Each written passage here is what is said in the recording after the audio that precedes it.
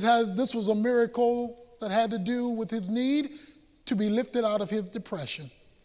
Depression is discouragement on steroids. It's discouragement that now has produced an ongoing level of gloom, an ongoing level of emotional pain.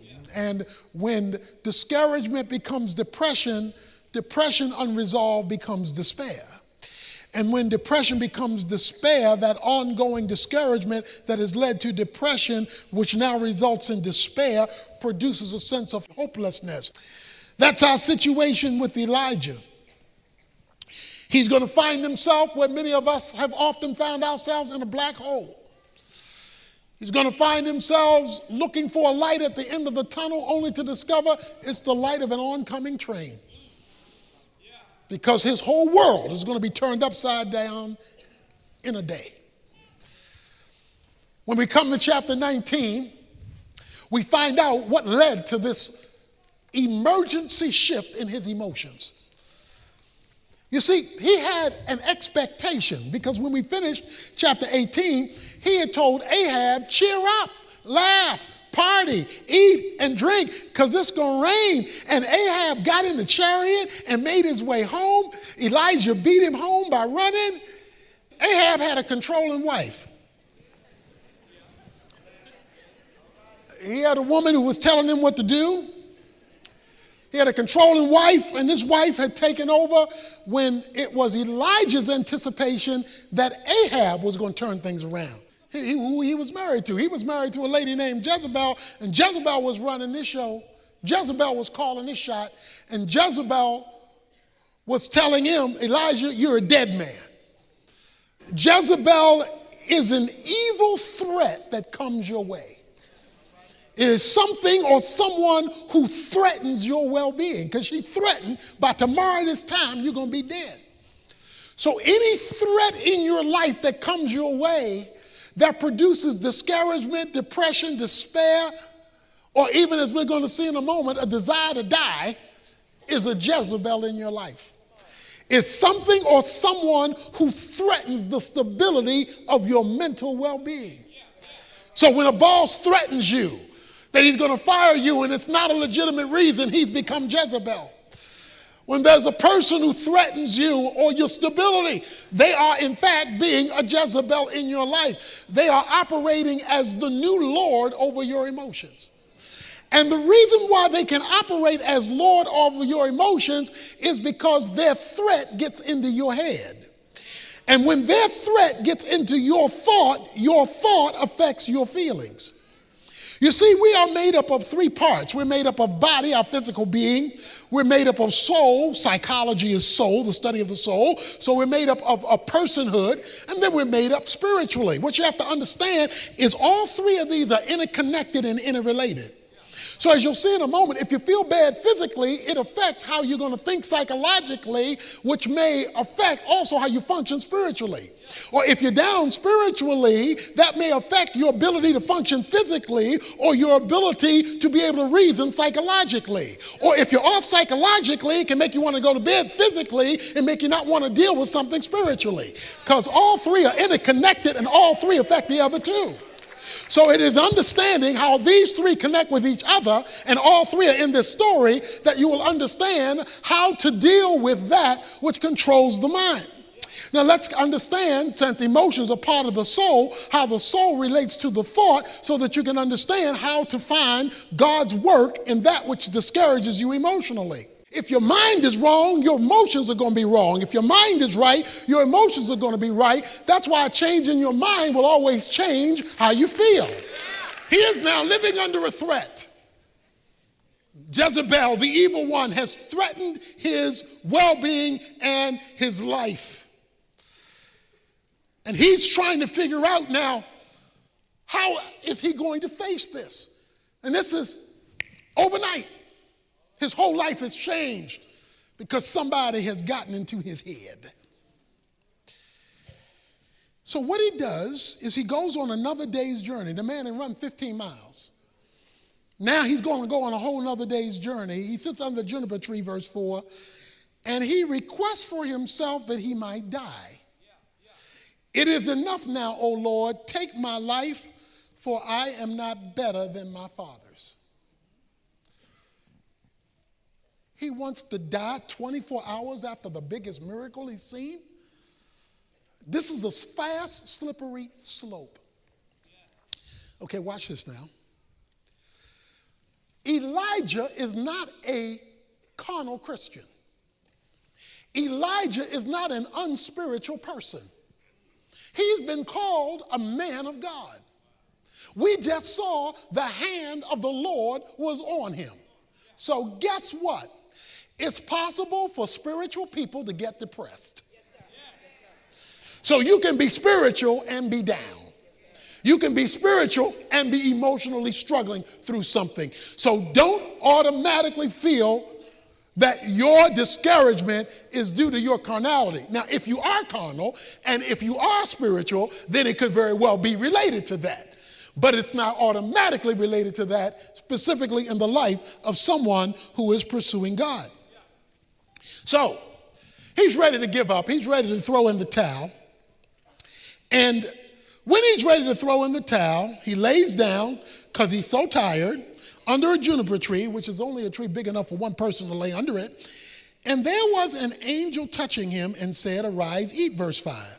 He looked up, and behold, there at his head a bread cake baked on hot stones, a jar of water, so that he ate and drank and lay down again. When did the angel show up? The angel only showed up after Elijah had had an honest conversation with God.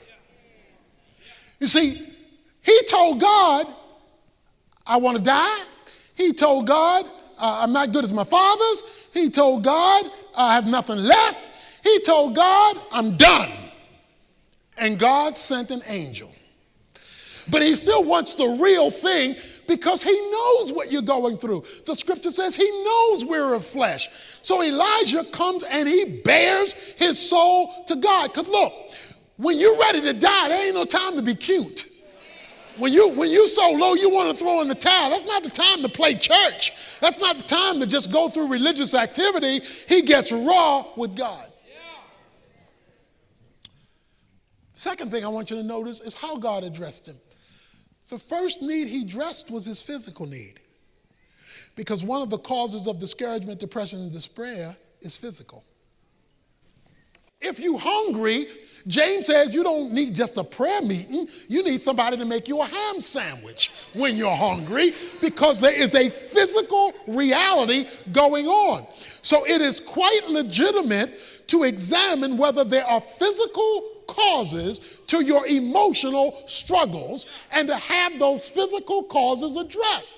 Now, God addressed it supernaturally because he sent an angel. But let me tell you about angels. Hebrews chapter 1 verse 14 says that every believer has been assigned an angel. Every Christian has an angel. So God has an angel and he knows your name. Now, the problem with angels is they're invisible because they're spirit beings, and they're supernatural in nature because they're heavenly beings. And so the job of an angel is your personal post office carrier whose job it is to deliver whatever God wants delivered to you. That's what your angel's job is, and every believer has one. But notice the angel doesn't come until the communication takes place between Elijah and his God. So God needs honest communication because he says Elijah is of like nature. So he deals with the reality of exhaustion physically, emotionally, spiritually. And so does everybody else.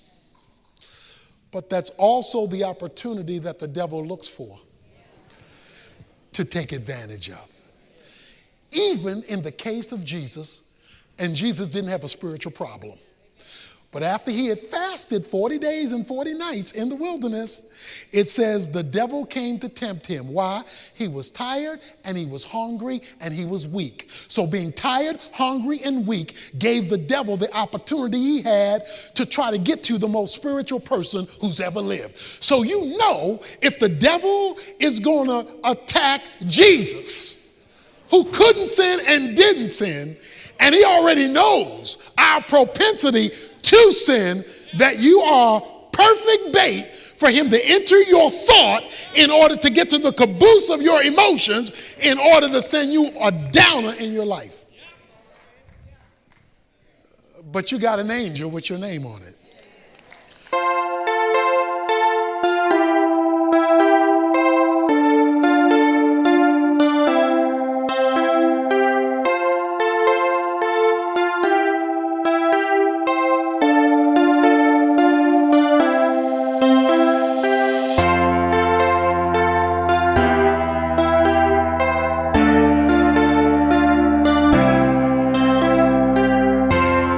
Whose job it is to deliver the supernatural to you. So, the angel of the Lord comes in verse 7 a second time. He's touched with by an angel. Arise, eat, because your journey is too great for you. Now watch this. So he lets him rest before he lets him continue. So he arose and ate and drank and went in the strength of the food 40 days and 40 nights to Horeb, the mountain of God. When you are depressed, many times the last place you want to go is to the mountain of God.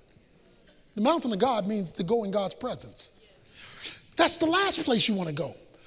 But that's the first place God wants you to run to.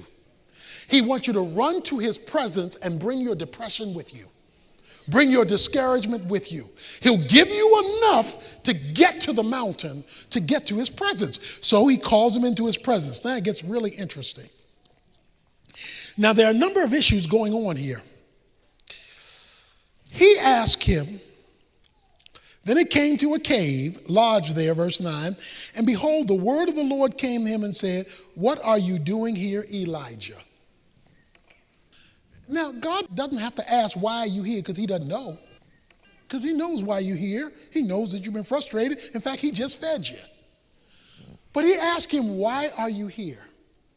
The reason God asked him, why are you here, is not for God to get information. The reason he asked, why are you here, is for him to fully express what he's dealing with. So what are you dealing with, Elijah? And here's what Elijah says. Elijah says, I have been very zealous for the Lord, for the God of hosts, for the sons of Israel have forsaken your covenant, torn down your altars, killed your prophets with the sword, and I alone am left, and they seek my life to take it away. Okay, so let's discuss why he's here. Why are you in this situation? Why are you so depressed? Okay, you ask me, God, I'm going to tell you. I committed myself to you. I dedicated myself to you. All them other people are unspiritual. They didn't keep your covenants. They were worshiping those idols. And I'm all here by myself. He has adopted a victim's mentality. A victim's mentality is a mindset that you adopt because of negative circumstances that says, I'm where I am because everybody else is where they are. I'm here by myself because none of them are agreeing with you, and that's put me out here by myself, and you got me out here by myself. That's a victim's mentality. Now, you can be a victim, but you are to never adopt a victim's mentality where everybody else is responsible for where you are. A victim's mentality is because of them, I'm here. And as long as you have that kind of mentality, you'll always be there. You may be a victim, but you are to never adopt the victim's mentality, because then that allows you to put off being responsible to make the change you should make because they're not making the change they should make. He was just victorious with these people. He was just victorious with them making a renewed commitment. But because he was psychologically damaged, he developed a victim's mentality. Now, please don't misunderstand me. You may be a victim. It may be unfair. It may not be right. It may be evil. So you may be a victim, but that's different than adopting the mindset of a victim. And too many of us socially and economically, and in this case spiritually, have become victims of the devil. If it wasn't for the devil, I wouldn't be here. Well, guess what? He ain't changing. Okay? If it wasn't for them sinners, I wouldn't be stuck here. They not changing. If it wasn't for this situation, I wouldn't be here. Okay, that may be true, but they may never change. So what are you going to do? So come, tell me why you're here, but don't expect me to just pat you on the back and feel sorry for you, because the thing that brought you here may never change. And many of us block the supernatural because we become comfortable as victims. Many of us have gotten stuck in our station in life. This is a racial issue, it's a social issue, it's a class issue, and in this case, most importantly, it's a spiritual issue. Elijah, what's wrong? He says, I'm a victim and I'm all by myself. Okay. So God says, go forth and stand on the mountain before the Lord. And behold, the Lord passed by, and it was a great wind, rending the mountain and breaking it into pieces, the rocks before the Lord. But the Lord was not in the wind. There was an earthquake, but the Lord was not in the earthquake. Verse 12, he said there was a fire, but the Lord was not in the fire. But after the fire, the sound of a gentle blowing. When Elijah heard it, he wrapped his face in the mantle and went out and stood in the entrance of the cave. And behold, a voice came to him and said, what are you doing here, Elijah? He said in verse 14, he says it again, I'm very jealous for the Lord, but the people have forsaken you. I alone am left. They seek to take my life. So guess what God does? You find at the end of verse 3, it says he left his servant behind. So Elijah is by himself. Because depression gets worse if there's nobody in your life to change your thinking. See, if you're feeling sorry for yourself and you're talking to yourself, that's a bad conversation for yourself. You're already feeling sorry, and there's nobody to talk to but you, about you, regarding you, to tell you what you ought to do, and you aren't in a place to even hear you correctly, and what you are telling you is only related to how you feel, then your discussion with yourself is helping yourself to become worse off about you. So God then enters the picture and tells him, Elijah, tell me how you feel. Stop talking to yourself, because when you talk to yourself, you were getting depressed, you were suicidal. Start talking to me, okay? Now I'm going to show you the wind and the rain and all that stuff. Now talk to me again. No, Elijah, don't talk to yourself, because you and you aren't getting together with you real good.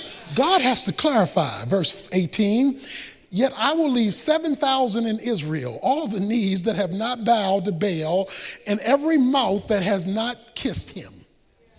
Now, what's his complaint? I'm the only one. God says, there's 7,000 folk like you out there.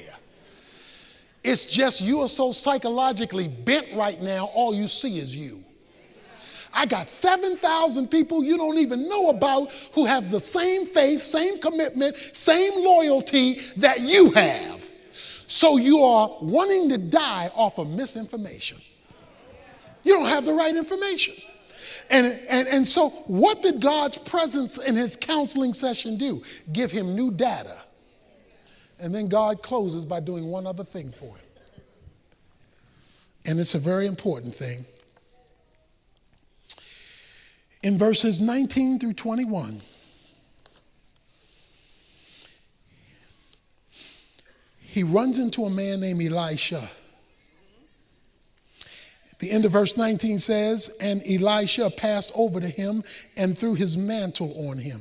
He left the oxen and ran after Elijah, Elisha does, and please let me kiss my father and my mother, then I will follow you. And he said to him, go back again, for what have I done to you? So he returned from following him, took the pair of oxen, sacrificed them, boiled their flesh with the implements of oxen, and gave it to the people, and they ate. Then he arose and followed Elijah and ministered to him. Because sometime when you're discouraged, you need somebody with flesh and blood. Sometimes talking to God, he's a spirit out there. He's real, but he's a spirit out there. So guess what God did? God gave him a friend. God said, look, I'm going to bring somebody in your life who is going to minister to you. Because right now, your ministry has been depleted. And your get up and go is not there. So guess what? Now that I have been counseling with you and you brought me into the equation of your victim's mentality, I got somebody I have already set up to bring into your life to minister, to encourage, to lift you up, and to bring you out of your depression. God has an angel for you. He's got a person for you. He has himself for you. He gave Elijah all three of those to give him a supernatural experience to lift him out of his depression. And one of the reasons that the church exists is to have people available in your life when you are down who can embrace you,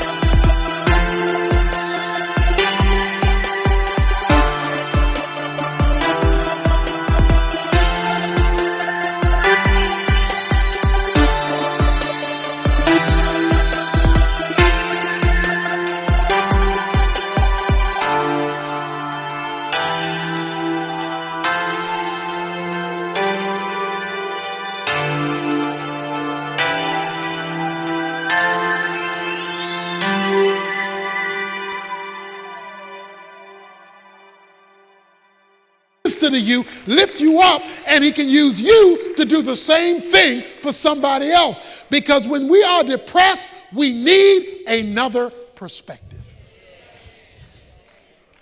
That doesn't deny the reality of how we feel, but what it does is it doesn't let you live there. Some of us are being destroyed by Satan. You need somebody who can whisper about the power of God in your life. Somebody is being intimidated by Jezebel, and you need to know from somebody who can see outside of you that greater is he that is in you than Jezebel who is threatening you. You need to be lifted out of your discouragement through honesty with God, through taking care of yourself physically in order to get the rest you need or the help you need, and to have somebody in your life who loves you enough and God enough to hook the two together. When that takes place, you may still get discouraged, but God will lift you out of it, because even godly people